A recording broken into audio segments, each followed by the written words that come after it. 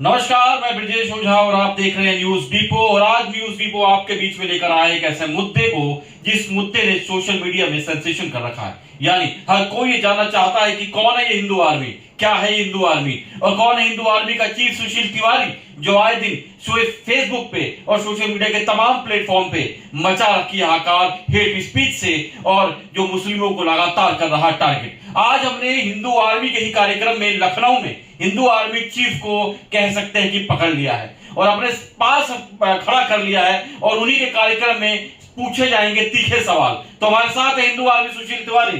सुशील तिवारी जी, स्वागत है। नमस्कार जी। नमस्कार। पहला सवाल मुझे आप ये बताइए, आपकी पहचान एक लीडर के तौर पे होनी चाहिए थी, सनातनी धर्म को उजागर करने के लिए होनी चाहिए थी, उस मुद्दे के लिए होनी चाहिए थी जिसमें नौजवानों को, बच्चों को कुछ अच्छी सीख मिल सके। लेकिन आज जब सोशल मीडिया पे कोई सुशील तिवारी सर्च करता है तो क्या निकल कर आता है कि सुशील तिवारी 8 अगस्त को जंतर मंतर पे हुए धरना प्रदर्शन में जेल गए, 2 महीने जेल रहे। क्या निकल कर आता है कि सुशील तिवारी लगातार मुस्लिमों को टारगेट कर रहे हैं। सुशील तिवारी और हिंदू आर्मी और सनातन धर्म के लिए जो काम करना चाहिए था, क्या हिंदू आर्मी का मकसद यही है, हेट स्पीच? नहीं, ऐसा नहीं है विजय जी। हेट स्पीच ये विधर्मी कहते हैं, हम हेट स्पीच नहीं देते हैं।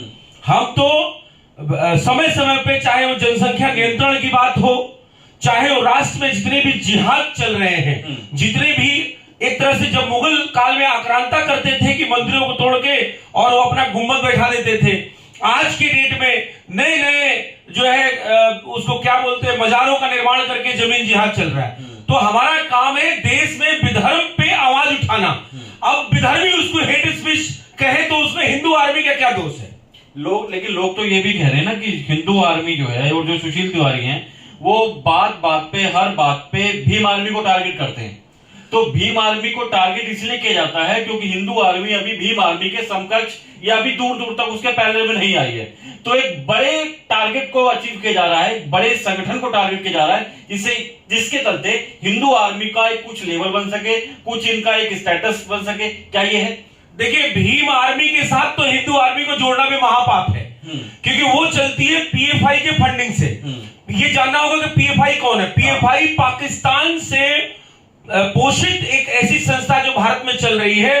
कई उसके एक्टिविटीज पे जो है अभी रोक लग चुकी है, लेकिन अभी पूर्णतः उस पर रोक नहीं लग पाया। जिसे सिमी संगठन था, एक तरह से आतंकवादी संगठन कह लीजिए, देश में विधर्म फैलाने के लिए कह लीजिए, उसी तरीके से पीएफआई है जो पाकिस्तान से पोषित होती है। और वो पीएफआई का एक तरह से एजेंट है भीम आर्मी चीफ। अगर आप कहते हैं भीम आर्मी बना रखा है उसने, हम लोगों को मतलब एक तरह से विचलित करने के लिए कि भीम आर्मी, नाम तो भीम आर्मी है, बाबा साहब भीमराव अंबेडकर जी के नाम पे बनी है, लेकिन काम वो पूरा विधर्म पे करता है। कौन? चंद्रशेखर उर्फ रावण अपना अपना नाम खुद ही बार बार चेंज करता रहता है। उसका बाप भी शर्म करता है कि इसका नाम मैंने चंद्रशेखर आजाद रखा था, लेकिन ये कभी रावण जोड़ लेता है, कभी कुछ जोड़ लेता है, कभी जाके मस्जिदों में नमाज पढ़ने लगता है, कभी कुरान पढ़ने लगता है, कभी कुरान की आयतें पढ़ने लगता है। इशू ये है कि भाई वो बन जाए कि हम नसीमुद्दीन बन गए। पहली बात तो वो देश के अंदर जाति पाति फैला रहा है और उसको एक मोटी फंडिंग कहां से मिल रही है? पीएफआई से। पीएफआई ने 100 करोड़ की उसको फंडिंग इंस्टॉलमेंट में करी है, जिससे उसने 30 से ऊपर फॉर्च्यूनर खरीदी है। और जहां भी वो सभा करता है उसी पैसे से वो सभा भी करता है। और ये सभा होती किस बात से है कि जो यहाँ के जो हमारे, जिसको आप दलित भाई कहते हैं, जो हमारे हिंदू भाई हैं, उनको हमारे बीच में तोड़ने फोड़ने के लिए ये संस्था उसने बनाया हुआ है, ताकि देश के अंदर जो हमारा समाज है, हिंदू समाज, वो बढ़ सके। और वो बांटने के लिए उसने बनाया हुआ है। अब आप कहेंगे 100 करोड़ की फंडिंग का साक्ष्य बताइए, तो ये हिंदू आर्मी तो कहती नहीं है। ये भारत की मजबूत संस्था है ईडी का कहना है कि इसमें तमाम केसेस आप ईडी की वेबसाइट खोलिए और देखिए कि किस तरीके से वो पीएफआई का एजेंट बन के, हिंदू नाम रख के हमें जात पात में बांटने का काम कर रहा है। उसने अपने चुनाव में भी जितने टिकट बांटे थे, सारे उन विधर्मियों को टिकट दिए थे। चलिए, मैं यहाँ पे आपको रोकता हूँ, मैं आप ही की बात ऊपर रखता हूँ। आप कह रहे हैं कि वो पीएफआई फंड से चल रहा है, आप कहते हैं कि वो देश में वो जात पात फैला रहा है, आप कहते हैं कि चंद्रशेखर रावण जो है अपने नाम के बिल्कुल विपरीत या बिल्कुल अलग राक्षसी प्रवृत्ति है उसको अपना रखा है, लेकिन उसके बावजूद भी आप लगातार सोशल मीडिया पे वीडियो डाल रहे हैं। ईडी के आपके मुताबिक ईडी ने सबूत दिया 100 करोड़ की फंडिंग का, उसके बावजूद भी आज भीम आर्मी के साथ देश के एक बहुत बड़ा तबका जुड़ा हुआ है। हिंदू आर्मी चीफ के साथ क्या उतरवा तबका जुड़ा हुआ है, क्योंकि सवाल इसलिए उठता है जब हिंदू आर्मी चीफ अगस्त में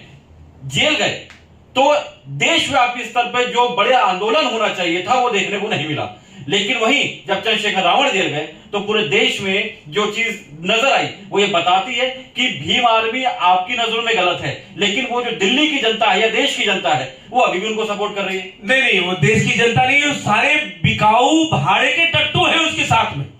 आप समझिएगा, देश के अंदर जब एक दलित लड़की के साथ एक विधर्मी समाज का, कट्टरपंथी समाज का लड़का जब रेप करता है तो उसकी कोई भी मीडिया में, ट्विटर पे, यूट्यूब पे, फेसबुक पे, इंस्टाग्राम पे या तमाम जो वामपंथी प्रिंट मीडिया है, इलेक्ट्रॉनिक मीडिया है, उस पर नहीं चलता है।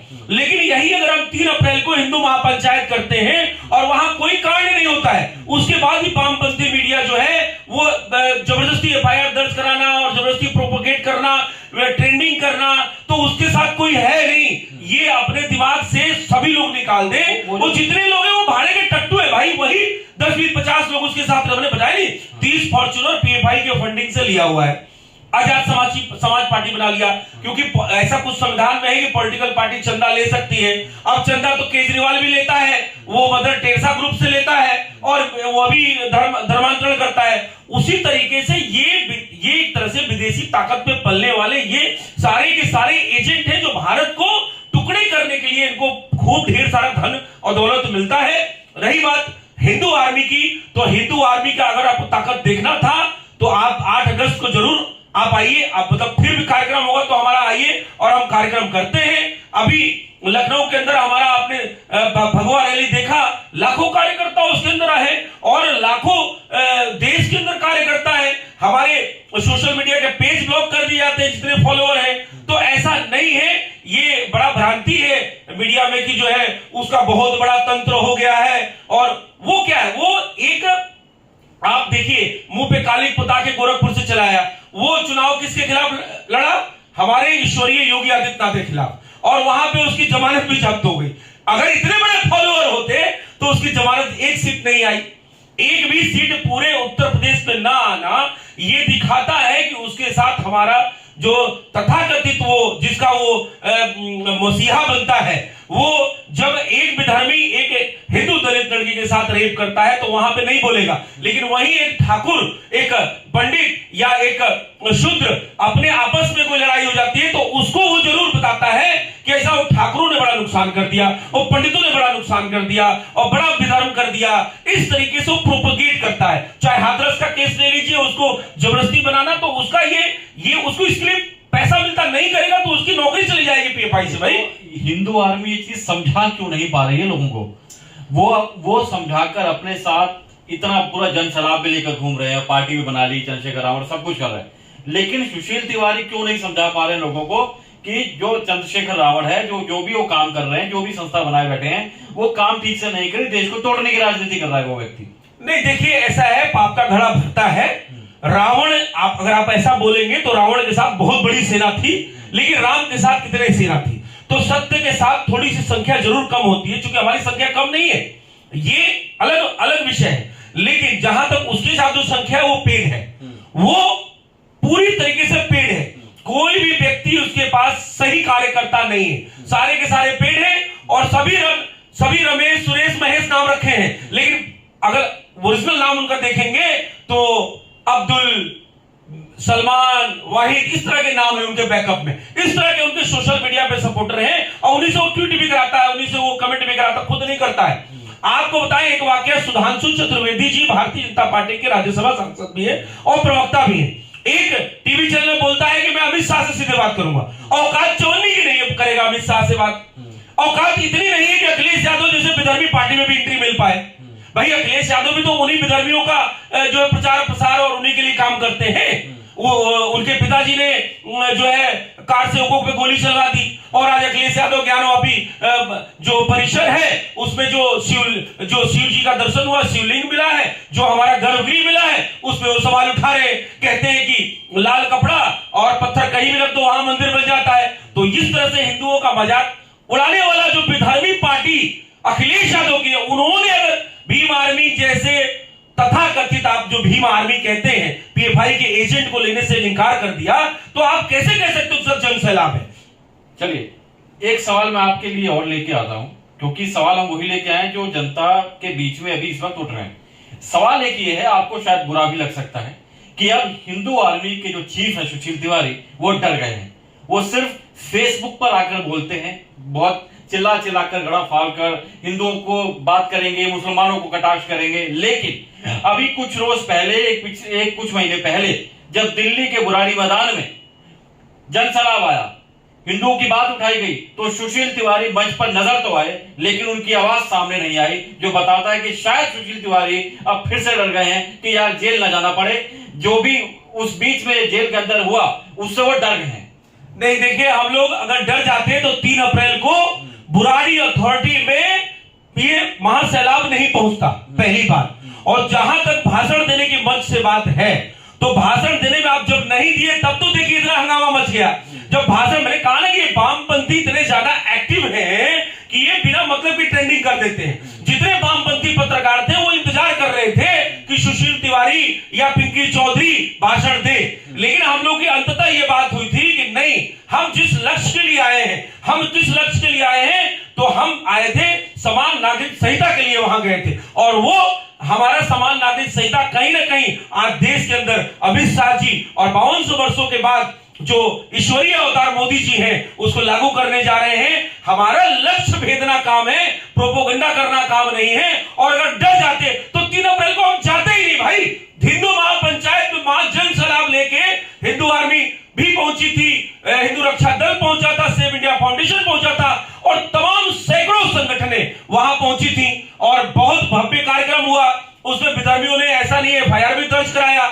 हमने इसलिए नहीं बोला कि हम अगर सही बात बोलते हैं उसको भी हेट स्पीच बोल दिया जाता है, लेकिन हमारा लक्ष्य था प्रधानमंत्री जी तक जन सैलाब और जन सैलाब की जो मांग है उसको पहुंचाना, ना कि इन विधर्मियों के जाल तंत्र में फंस जाना।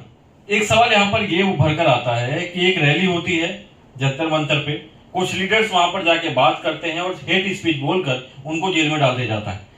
वहीं पर अगर हम मुस्लिम कुछ इमामों की बात करें या जो टीवी डिबेट्स पे लोग आते हैं, वो लोग जब स्पीच देते हैं तो वो टीवी डिबेट्स तक रह जाती है, या बहुत से ऐसे वीडियो सामने आते हैं जो ये बताता है कि वहां से भी हेट स्पीच आती है। क्या आपको लगता है कि वहां पर एफआईआर ना होना और जेल जो होने की जो प्रक्रिया है वो ढीली होना, और हिंदुओं की तरफ से या हिंदू आर्मी की तरफ से जब कुछ आता है उनको तुरंत जेल की कार्रवाई हो जाना, आपको लगता है कि आपके संगठन में, आपके लोगों में या हिंदू जो ये संगठन चल रहे हैं उनमें कहीं ना कहीं एकता की कमी है? नहीं, देखिए, ये बात आपकी सही है, लेकिन मैं इससे बिल्कुल विपरीत हूं। मैंने बताया कि देखिए 600 साल मुगलों का, 200 साल अंग्रेजों का और 70 साल जो है गयासुद्दीन गाजी के परिवार का राज रहा हुआ है। सारे ब्यूरोक्रेट्स कॉन्स्टिट्यूशन में, न्यायपालिका में कहीं ना कहीं ये सारे के सारे भरे हुए हैं। और जहां तक मीडिया तंत्र की बात करेंगे तो मीडिया तंत्र में आज 80% वामपंथ काबिज है। अब ट्विटर पे बात करेंगे, फेसबुक पे बात करेंगे, इंस्टा पे बात करेंगे, यूट्यूब पे बात करेंगे, और जितने भी ट्रेंडिंग सोशल मीडिया का प्लेटफॉर्म है सारे पे सारे ये जो आक्रांता है, ये विधर्मी है, एक्टिव है, ये तुरंत तिल को ताड़ा बना देते हैं। ठीक है, और ये बात सत्य है कि हमारी तरफ से थोड़ी सी कमी है, जो जन जागृति आ रहा है और बहुत ज्यादा आया हुआ है। हम भी, ऐसा नहीं है, प्रशांत कनौजिया के खिलाफ जब उसने हमारे ही ट्वीट को रीट्वीट किया और उसको एडिट करके रीट्वीट किया, तो उसको जेल, योगी जी ने 3 महीना जेल में रखा था। इलाहाबाद हाई कोर्ट से उसने जो है बेल लिया था। तो ऐसा नहीं है कि उनपे कार्रवाई नहीं होती है। आज आप देखेंगे तो सबसे ज्यादा बुलडोजर उनपे चढ़ रहा है। एक पत्थर फेंक के देखें, बुलडोजर योगी जी का तुरंत घर पे 200 पहुंच जाता है। सुशील जी, आप योगी जी और भाजपा जी की बड़ी तारीफ करते हैं। योगी जी, मोदी जी, भाजपा जी आपके लिए, भाजपा जी की बहुत तारीफ करते हैं। 2 महीने से अधिक वक्त आपने जेल में काटा। आपके लिए कोई सपोर्ट, कोई सहयोग सामने आया भाजपा की तरफ से? बिल्कुल, देखिए ऐसा है कि ये दिल्ली का न्यायपालिका है, तिहाड़ जेल है। समझ कर आपको जवाब देने की बिल्कुल नेशनल इशू था। हाँ। ये नेशनल इशू इन लोगों ने बना दिया था। विधर्मियों ने, चाहे असदुद्दीन ओवैसी ने लोकसभा अध्यक्ष जी को लिख के दिया, ओम प्रकाश बिरला जी को। ओम प्रकाश बिरला जी ने गृह मंत्रालय को भेजा। गृह मंत्रालय ने एक अपनी कार्रवाई वहां, गृह मंत्रालय ने अपना वहां दिया कनॉट प्लेस थाने में। कनॉट प्लेस थाने ने न्यायपालिका कार्रवाई करी, लेकिन बीच में तमाम कोविड प्रोटोकॉल और तमाम छुट्टियां थी, इसकी वजह से लंबा जरूर हम लोग को वहां बिताना पड़ा। लेकिन कुल मिला के ये है कि मैं ये नहीं कह सकता कि भारतीय जनता पार्टी, हमारे खासकर योगी जी और मोदी जी, आपको अगर नहीं दिखता, अगर आज मैं यहां वक्तव्य दे रहा हूं, ये योगी जी देखेंगे और एक एक चीज देखते हैं। ऐसा नहीं है, मोदी जी भी देखते हैं, उनके पास सारी जो इंटेलिजेंस है, सारी चीजें पहुंचाती हैं कि कौन कौन संगठनें राष्ट्र हित में भारतीय जनता पार्टी को, राष्ट्रवादी पार्टियों को मजबूत करती हैं और राष्ट्रवाद के लिए काम करती हैं। ऐसा नहीं, उनको सारा नॉलेज है और वहां से समर्थन मिलता है।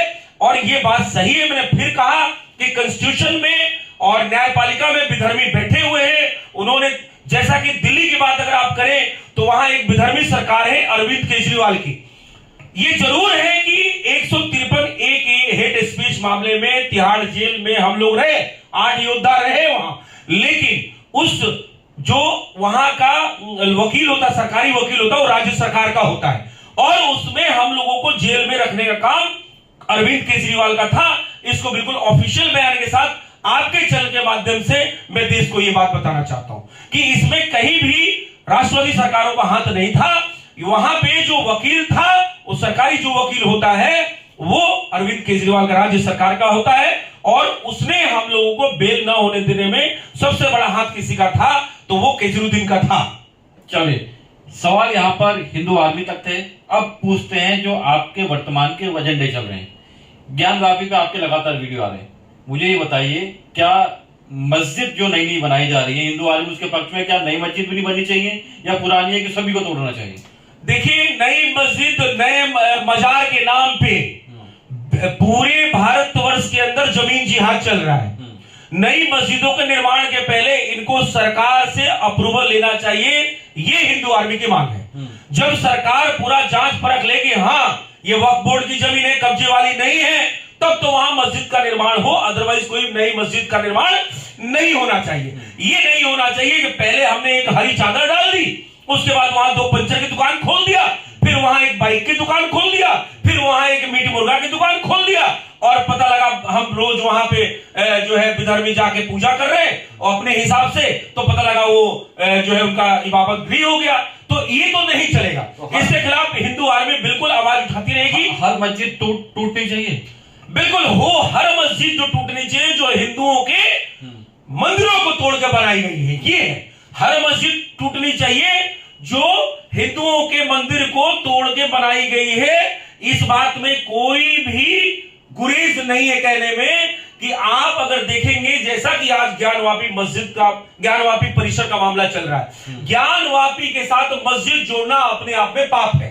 देखिए, वो मस्जिद औरंगजेब ने 1669 में तोड़ी थी, मंदिर तोड़ा था और वहां भी मस्जिद का निर्माण किया था। औरंगजेब ने ज्ञानवापी मस्जिद नाम नहीं रखा था, वहां पे नाम रखा था आलमगीर मस्जिद। लेकिन ये वामपंथी विधर्मी जो मिक्स करते रहते, रघुपति राघव, राजा राम, पति तपावन, सीता राम और ईश्वर अल्लाह तेरो नाम। ईश्वर साथ अल्लाह कहां से आ गया भाई? अल्लाह अलग, उनका वो लोग, उनका अलग इबादत करने वाले लोग हैं। ये तो हमारे पुराणों से लिया गया, रघुपति राघव, राजा राम, पति तपावन, सीता राम। इसमें ईश्वर अल्लाह कहीं भी नहीं आता है। धर्म एक है, वो सनातन धर्म है, उसके अलावा कोई धर्म नहीं है। बाकी सब जीवन जीने की शैली है, सबने अपना अपना, ये कबीले वालों ने अलग अपना बना लिया, उन्होंने अपना बना लिया, उन्होंने अपना बना लिया, बाकी सनातन धर्म ही सत्य है। और देखिए, आप जो बार बार कहते हैं कि हम किसी एक विशेष वर्ग के खिलाफ बोलते हैं, तो ऐसा नहीं है।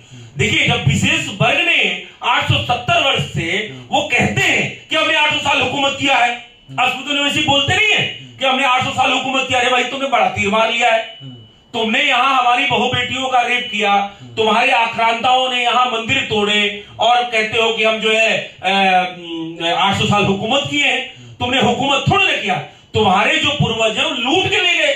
भाई आज ज्ञानवापी परिषद का मामला चल रहा है, वहां हमारे भगवान शिव का जो गर्भगृह है वो पाया गया है सर्वे में। अब उस सर्वे के अंदर वो कह रहे कि फव्वारा है, तो कहने का मतलब इनको तो ज्ञान है नहीं। ये बुलबुले जो पंचर बनते हैं ना, वो उसको फव्वारा बोलते हैं, अब इस शिवलिंग को फव्वारा बोलने लगे। नहीं, यहाँ पे सुशील जी मैं एक चीज ही जानना चाहूंगा आपसे। हर बार आए दिन महीने 2 महीने में कोई ना कोई मुद्दा भाजपा की तरफ से उठाया जाता है। अब एक ज्ञानव्यापी परिसर का मुद्दा आ रहा है। मुझे आप बताइए, क्या आपको नहीं लगता कि भाजपा के पास, या जो भी बीच में चीजें निकल कर आ रही हैं, कि जो भाजपा के पास जो मुद्दे, मुख्य मुद्दे होने चाहिए, महंगाई, बेरोजगारी, गरीबी, ये मुद्दे मुख्य होने चाहिए, क्योंकि जनता को जवाब ना देना पड़े, जनता कहीं ना कहीं दूसरे मुद्दों पे उलझी रहे, इसलिए कभी ज्ञानव्यापी आ जाता है, कभी दूसरे मुद्दे आ जाते हैं। अब हो सकता है कि जब लोकसभा चुनाव आए तो फिर पीओके का मुद्दा सामने आ जाए, तो मेन मुद्दे कहां जाएंगे? जनता में गरीबी के, सिलेंडर 1000 के पार चला गया, तो आम जनता के पक्ष की बात भी तो करनी चाहिए हिंदू आदमी को। राष्ट्र हित सर्वोपरि पे राष्ट्रवादी पार्टियां काम कर रही हैं, इसलिए हिंदू आर्मी का हृदय से समर्थन है। और जब तक योगी जी, मोदी जी बैठे हुए हैं, तब तक हिंदू आर्मी हिंदू हित की जो बात करेगा वही देश में राज करेगा। इसी जो हमारा टेंडेंसी है, इसी पे हम चलते रहेंगे। जनता अब रही बात आपकी महंगाई की, देखिए जब भी हिंदू हित की बात आती है तो ये आप नहीं करे, मुझे पता है, ये विधर्मी भी बोलते हैं। जब भी किसी डिबेट में मैं बैठता हूं तो तुरंत महंगाई, बेरोजगारी, बेरोजगारी, बेरोजगारी, महंगाई, डीजल, पेट्रोल, फलाना ढिकामा पे आ जाएंगे सब। आप समझने का प्रयास करिए, महंगाई का जिम्मेदार कौन है? इस बात का जवाब मुझे दीजिए।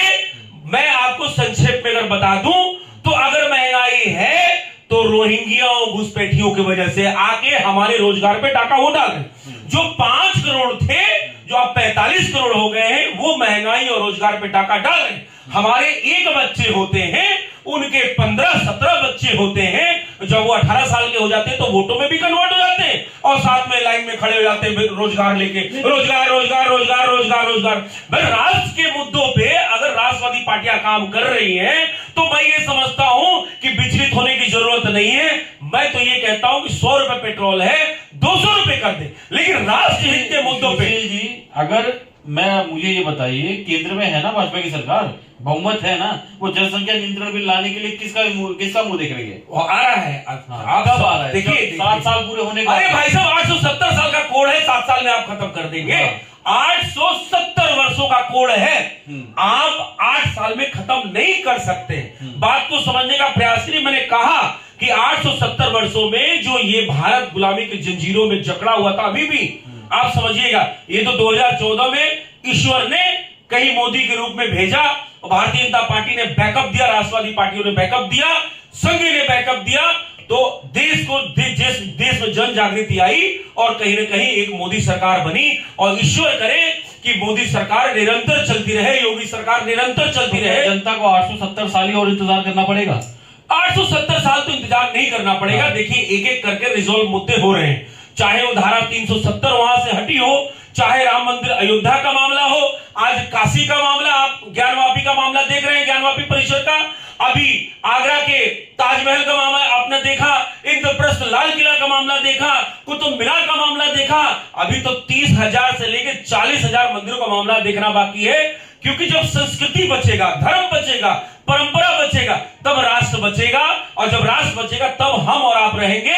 नहीं तो जिस तरीके से अफगानिस्तान और सिंध प्रांत से लोगों को भाग के यहां से छुपाना पड़ा, अब यहां से कहां भागेंगे? क्योंकि ये विधर्मी तो अपना जाल फैलाते हुए चले जा रहे हैं। रूमी गेट को आप कह रहे हैं कि राम द्वार है, इमामबाड़ा को कह रहे हैं कि मत्स्य बाजार है, कि फिर कल को आप कह देंगे कि जी लखनऊ को कुछ और बदल दीजिए, फिर कल को आप कहेंगे तो यही सब चलता रहेगा क्या देश में? मैं आपको बताता हूं, देखिए अगर मान लीजिए कि आक्रांताओं ने हमारे चीजों पे कब्जा कर रखा है, आज अगर हम लेने के लिए सक्षम हैं, देखिए हमारे देवी देवताओं के हाथों में सभी के हथियार हुआ करते थे, बात तो समझिएगा, वो आत्मरक्षा के लिए होता था। कल हम रक्षा नहीं कर पाए थे, आज सक्षम हैं, तो हमें अपने जितनी भी प्रॉपर्टीज है उसको वापस लेना चाहिए इनसे। क्योंकि इन्होंने जितने भी, आप अगर जो 40,000 मस्जिदों की बात हो रही है, अगर उनको आप गुंबद हटाएंगे तो नीचे आपको हिंदू आर्किटेक्चर मिलेगा, भारतीय सभ्यता मिलेगी, भारतीय संस्कृति मिलेगी। क्यों? जब लखनऊ की बात होती है, लक्ष्मणपुरी की बात होती है, तो जो इमाम बाड़ा है वो हिंदू मत्स्य भवन है। ये साक्ष्यों के आधार पे हम कह रहे हैं। और आप अगर मेरे साक्ष्य विश्वास न हो तो इतिहासकार है पीएन ओक, उनकी किताब को जरा जाके स्टडी कर लीजिए, अमेजोन पे है, ऑनलाइन उपलब्ध है। और आपको अगर खरीदने में हो तो हिंदुवार भी आप लोगों को भिजवा देंगे, जिसको जिसको चाहिए हम भिजवा देंगे आपको। जहां तक लखनऊ की बात है, तो जो इमाम बाड़ा है वो साक्ष्यों के आधार पे, बाड़ा जो शब्द है वो हिंदी शब्द है, वो कोई भी इस्लामिक स्ट्रक्चर में बाड़ा शब्द नहीं आता है, ठीक है। जो वहां पे कुएं हैं, वो कोई भी इस्लामिक स्ट्रक्चर में कुआं नहीं होता था। जैसे ज्ञानवापी में भी बता रहे हैं कि जो है फवारा है, कुआं ये सब हमारी संस्कृति का हिस्सा रहा हुआ। बात समझ, वो रेगिस्तान में रहने वाले वो क्या कुआं जाने और क्या जाने, वो तो तेल का कुआं का बात करते हैं, मतलब डीजल कहां से लोगे, पेट्रोल कहां से लोगे। तो कहने का मतलब ये कि जो श्री राम द्वार है उसी को इन विधर्मियों ने रूमी दरवाजा बना दिया, और जो मत्स्य हिंदू भवन था उसको उन्होंने इमाम बाड़ा बना दिया। और उसके अंदर आज भी लिखा हुआ कि गैर कट्टरपंथी जाना मना है। क्यों भाई? वो हमारे पुरातत्व विभाग का एक आज टूरिस्ट प्लेस बना हुआ है, तो वहां हिंदू क्यों नहीं जा सकता? पहली बात। दूसरी बात बता दें आपको कि सबसे बड़ा साक्ष्य, आप कभी अयोध्या जाइएगा, वहां दशरथ महल पे मछली का चित्र बना हुआ है। इस्लामिक स्ट्रक्चर में या उनके जो किताब में लिखा हुआ, क्या कहीं पशु पक्षियों को या किसी जीव जंतु को कहीं भी उनके उसमें सम्मान नहीं दिया गया है? वो कहते हैं एक है, उनका एक है, उसके अलावा कोई नहीं है, ठीक है। तो हमारा मानना है कि जो दशरथ महल पे मछली बनी है, वही मछली, वही आर्किटेक्चर वो इमाम बाड़ा पे भी बना हुआ है, जो हमारा हिंदू मत्स्य भवन है, जो बावली है, जो बावली बुद्ध नहाने जाती थी, तो बावली शब्द भी कहीं इस्लामिक उसमें नहीं है। ये किसी भी इतिहासकार से आप पूछ लीजिएगा।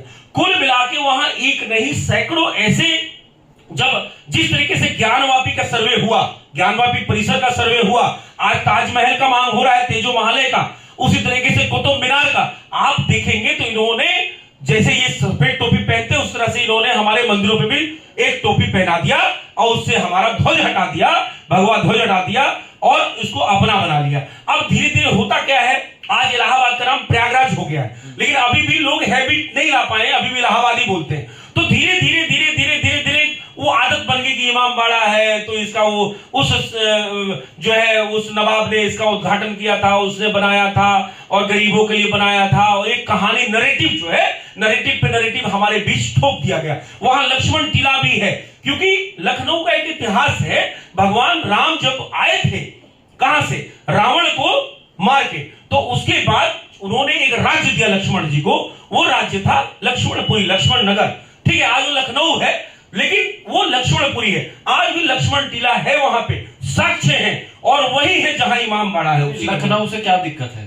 नहीं, लखनऊ से कोई दिक्कत नहीं। देखिए लखनऊती ये नवाबों ने कर दिया था, हमें तो लक्ष्मणपुरी ही चाहिए, लक्ष्मण नगर ही चाहिए। अभी 3 दिन पहले ईश्वरीय योगी आदित्यनाथ जी ने और लखनऊ के मेयर श्रीमती संयुक्ता भाटिया ने भव्य जो है लक्ष्मण पार्क और लक्ष्मण मूर्ति का निर्माण वहां हो रहा है, अभी शिलान्यास हुआ है। और मैं ये समझता हूं कि देर है अंधेर नहीं है, हमारी आवाज रोज हमारे ईश्वरीय योगी जी तक पहुंचती है, ये योगी जी का कॉन्स्टिट्यूशन है और ये लक्ष्मणपुरी हो जाएगा।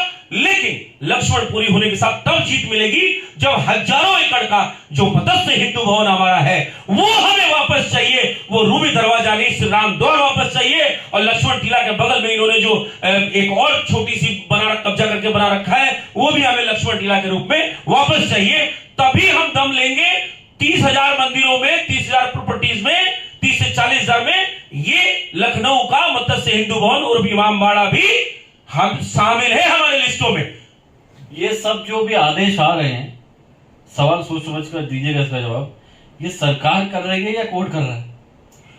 नहीं, देखिए हम लोग संविधान पे विश्वास करते हैं। हाँ। इसी संविधान ने बाबा भीमराव अंबेडकर जी ने संविधान, सीधा सवाल दीजिए जिसका घुमा के जवाब नहीं चाहिए, ये सब कोर्ट कर रहा है, माननीय न्यायालय की तरफ से हो रहा है? देखिए ज्ञानवापी परिसर में 31 साल पहले एक याचिका दी गई थी कि ये हमारा हिंदू मंदिर है, ये शिवालय है, यहाँ गर्भगृह है, यहाँ पे श्रृंगार गौरी का मंदिर है। मुलायम सिंह सरकार ने साल में एक दिन का, जब एक दिन का परमिशन दिया कि वहां एक दिन जाके माताएं बहनें पूजा कर सकती हैं, जबकि वो हमारा मंदिर है और वहां पे विधर्मियों ने कब्जा कर रखा है। भाजपा करवा रही है माननीय न्यायालय के द्वारा। हम न्यायालय, देखिए भारतीय जनता पार्टी का कहीं रोल नहीं है, ये न्यायालय और भारत की जनता जन जागरण का रोल है। जो न्यायपालिका का, चाहे अयोध्या की बात आती हो और चाहे काशी की बात आती हो, मथुरा में भी आज न्यायालय ने कह दिया कि नहीं, इस केस में सुनवाई होगी। अगर न्यायालय की तरफ से हो रहा है तो भारतीय जनता पार्टी के कार्यकर्ता और उनको मानने वाले समर्थक इस मौके को क्यों भुना रहे हैं, मुझे बताइए। नहीं, मौका कैसे भुना रहे भाई? वही लोग हैं, राष्ट्रवादी लोग हैं और राष्ट्रवादियों के साथ हैं, तो मौका भुनाने की बात क्या है? तो जब हिंदू विजय होगा तो मैं समझता हूं कि राष्ट्रवादी पार्टी में सिर्फ हिंदू ही वोट देता है, विधर्मी तो देने से जो 20% वाले हैं, इस बात को समझिएगा। 20% वाले ना वोट देंगे ना आपकी बात समझेंगे, वो अपने शिवलिंग को फवारा बताते रहेंगे। ये न्यायपालिका का काम है, ये विधर्मी है, ये अपने हिसाब से चीजों को यूटिलाइज करते हैं। जब इनकी मन आती है तो बोले हम शरीयत से चलेंगे, जब इनकी मन आती तो ये संविधान का वो हो रहा है, 1991 वर्षिप एक्ट का जो है उल्लंघन हो रहा है। और जब इनकी बात आती है तो वहां पे कोर्ट ठीक है, वहां पे न्यायपालिका ठीक है, लेकिन जब इनके ऊपर कोई बात आती है बोले नहीं, न्यायपालिका एक पक्षीय कार्रवाई कर रहा है। अब आगरा के ताजमहल को एक कार्यकर्ता ने, हिंदू कार्यकर्ता ने ये डाला कि भाई ऐसा सारे उसके जो गेट बंद हैं सैकड़ों साल से, उनको खुलवाया जाए, वहां भी हमारा तेजो महालय है, ये भी पीएनओ की किताब में है, समझिएगा। तो जब वो खुलवाने की मांग की गई तो कोई विधर्मी न्यायपालिका में बैठा होगा, उसने ये कह दिया कि जो है कोर्ट का समय बर्बाद न करे और आप खुद जाके जांच करें। अरे खुद वैसे कहां से चला जाएगा भाई वहां कोई बिना कोर्ट के? तो उसमें वहां पे असदुद्दीन ओवैसी, महबूबा मुफ्ती और जितने विधर्मी हैं बहुत सीना चौड़ा करके देखिए जो है न्यायपालिका कितनी अच्छी है। लेकिन वहां पे जब बनारस में, काशी में वही न्यायपालिका कहती नहीं सर्वे होना चाहिए, और सर्वे में इतनी चीजें निकली हैं, जो साक्ष्य निकले, स्वास्तिक का निशान निकल रहा है, पान का पत्ता, हाथी का सूंड, तमाम चीजें हिंदू आर्किटेक्चर का है, ये कहां से इस्लामिक आर्किटेक्चर हो गया? एक सवाल का जवाब मुझे ये दीजिए। आप कह रहे हैं कि इस तरह की जैसे ताजमहल की बात हो रही है कि वो भी तेजो महल है, यानी उसका भी तोड़ने के पक्ष में है आप। मुझे बताइए, देश विश्व में 7 अजूबों में एक आता है कि इसी तरह से अगर ये सवाल देश के लोग पूछना चाहते हैं कि जब इसी तरह से सारी चीजें भारत में टूटती रहेंगी, अभी आप ताजमहल कहेंगे, फिर कुतुब मीनार कहेंगे, फिर लाल किला कहेंगे, तो ये जो पुरानी चीजें बनी हुई हैं, जो एक कहा जाता है कि दिल्ली में लाल किला पहचान है देश का और देश में विश्व में पहचाना जाता ताजमहल की वजह से कि 7 अजूबों में से एक है, तो कहीं ना कहीं देखा अजूबों के साथ, देश की पुरानी स्ट्रक्चर के साथ हम लोग खिलवाड़ नहीं कर रहे हैं? नहीं, देखिए ऐसा है कि जहां तक लाल किला की बात है तो इंद्रप्रस्थ है, समझिएगा बात को।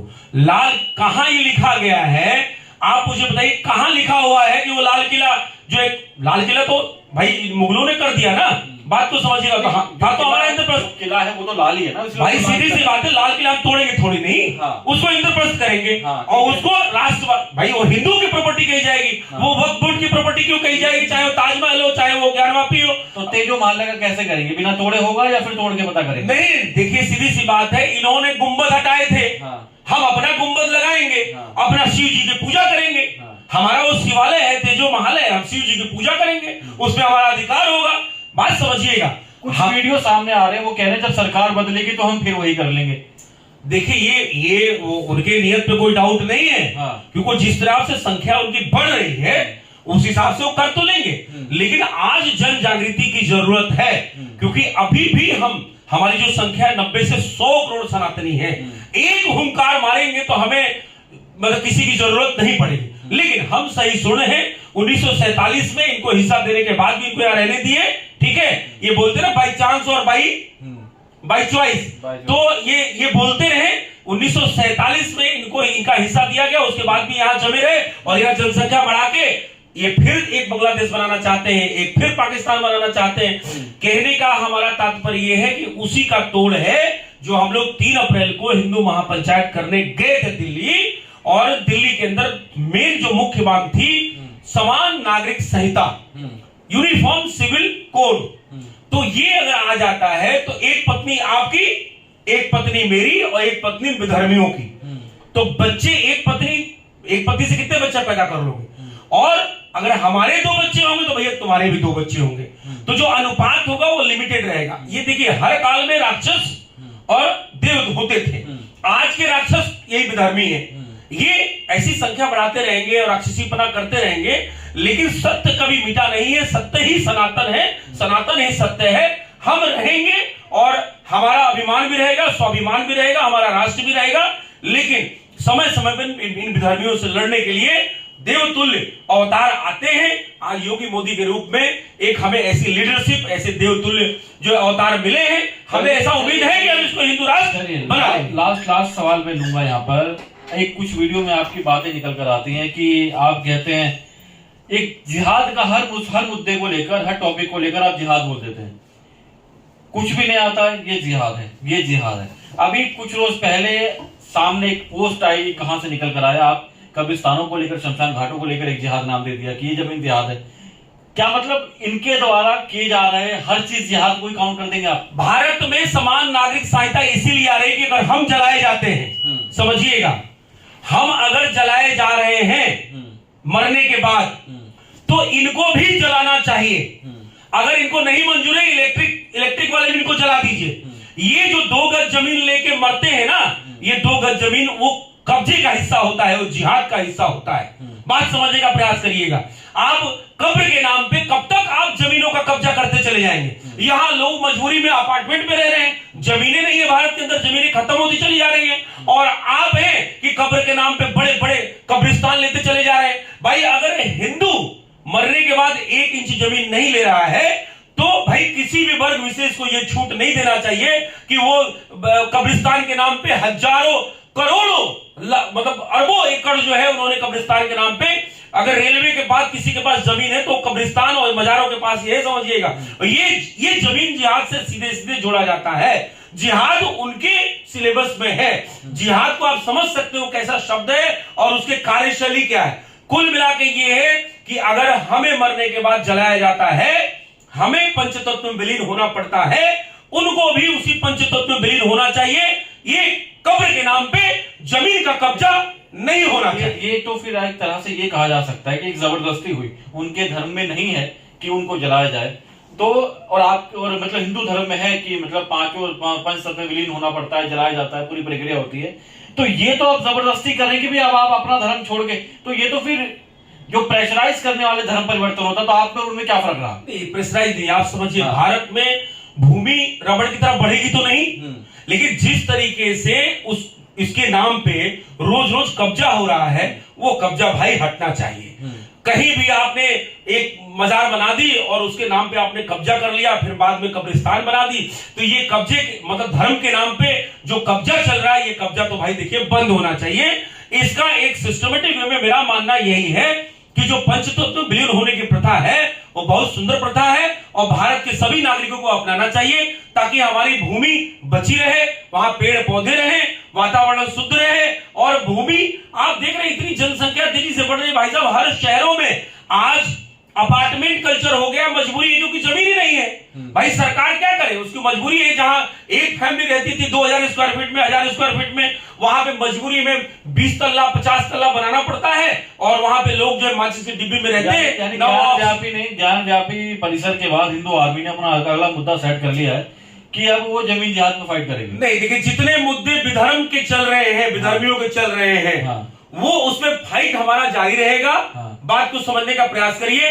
ये लॉजिक है कि नहीं, आप किसी को देख के देखिएगा कि आप कब्रिस्तान के नाम पे कितनी जमीनें इनको दिए दे रहे हैं। इनकी ये हम बहुसंख्यक हैं, हम तो जमीन कब्जा नहीं कर रहे हैं, और ये धर्म के नाम पे ये कब्जा भाई बर्दाश्त नहीं होगा। तो आपके ईश्वरीय योगी जी से आप ये बात कब कहेंगे?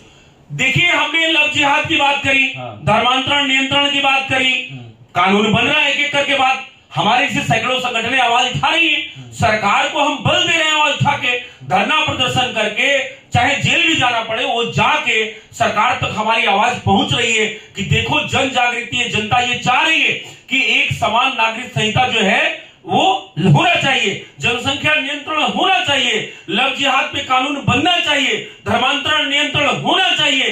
भाई अब क्यों नहीं होना चाहिए? हमारा काम है जन जागरण करना और जन जागृति करके सरकार के कंधों को मजबूत करना, ताकि न्याय प्रिय कार्रवाई भारत की सरकार हो या राष्ट्रवादी जितने भी राज्य सरकारें हैं वो कर पाए। चलिए, बहुत बहुत शुक्रिया सुशील तिवारी जी हमसे बात करने के लिए। तो ये थे हिंदू आर्मी चीफ सुशील तिवारी। शुक्रिया। वैसे उर्दू शब्द क्षमा चाहता हूँ, धन्यवाद बोल देते तो अच्छा रहता। नहीं, हमारा कोई एजेंडा नहीं, हम शुक्रिया कर सकते हैं। हम हर धर्म को और हर भाषा का सम्मान करते हैं। पहली बार धर्म और कोई होता ही नहीं, धर्म तो एक सनातन है। अब ये मीडिया को भी टेक ओवर करने की कोशिश है, वो हम होने नहीं देंगे। आपका समय पूरा हो गया, अब आप मुझे बोलने दीजिए। तो ये थे सुशील तिवारी, हिंदू आर्मी चीफ, जिनका मुद्दा और जिनसे हर मुद्दे पे हमने बात करी। न्यूज डिपो ने हर वो सवाल पूछे जिसे पूछने से शायद जो दूसरी मीडिया है वो घबरा रही थी, कतरा रही थी। हमने इनसे उस मामले में भी पूछा कि क्यों ये बुरारी में जब दोबारा गए तो इनकी आवाज नहीं निकली, क्यों ये बार बार जब चिल्लाकर बोलते हैं और जोर जोर से आवाज लगाते हैं कि इस मुद्दे पर आवाज होनी चाहिए, क्यों ये भीम आर्मी को टारगेट कर रहे हैं, क्यों ये सिर्फ योगी जी के मुद्दे पर बात करते हैं, क्यों ये मुस्लिमों को ही टारगेट करते हैं। यानी हर वो सवाल जिस सवाल को पूछने में हम तो नहीं हिचकिचाए और शायद सुशील तिवारी भी जवाब देने से नहीं हिचकिचाए। इंटरव्यू आपको कैसा लगा, वीडियो के नीचे कमेंट बॉक्स में जरूर बताइएगा। हम फिर आज लोगे किसी नए मुद्दे पर। तब तक के लिए बहुत बहुत शुक्रिया। नमस्कार।